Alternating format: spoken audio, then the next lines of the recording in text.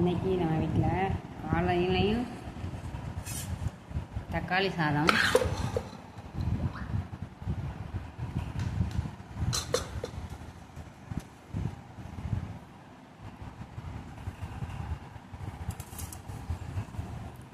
முட்டை அவிச்சு அதில் வந்து பெப்பர் போட்டாச்சு.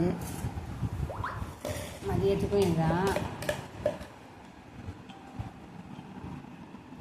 மல்லி சட்னி,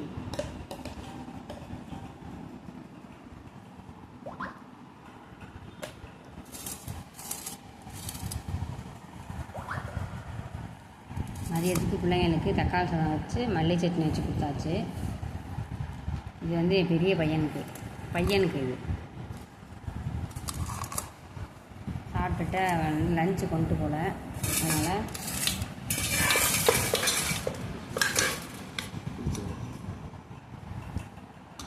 இது வந்து இந்த முட்டை மிளகு வச்ச இது அதனால தான் சட்னி, வேறு ஒன்றும் இல்லை.